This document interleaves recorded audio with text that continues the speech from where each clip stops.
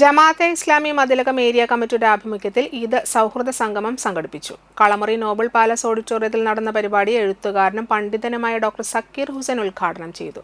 Jamaat-e Islami Mathilakam area president advocate Zakir Hussain അധ്യക്ഷത വഹിച്ചു. Kalamari unit president Jamal Muhammad, Jamaat-e Islami വനിതാ വിഭാഗം convenor Sumayya Faisal, PV Sudeep Kumar, Thilakan, Manomohanan, VR Ullas, KB Beena എന്നിവർ സംസാരിച്ചു. എല്ലാവരുമായുമുള്ള ഊഷ്മളമായ സ്നേഹബന്ധങ്ങൾ സൃഷ്ടിക്കുവാനുമുള്ള പ്രചോദനം എന്നുകൂടി ഈ സന്ദർഭത്തിൽ ഓർമ്മപ്പെടുത്തുകയാണ്. വിശപ്പ് എന്ന് പറയുന്നത് നമുക്കറിയാം, എല്ലാ മനുഷ്യരും ഒരുപോലെയാണ്. വിശപ്പ് മനുഷ്യൻ്റെ ഏറ്റവും വലിയ വേദനയാണ്. യുദ്ധങ്ങൾ നടക്കുമ്പോൾ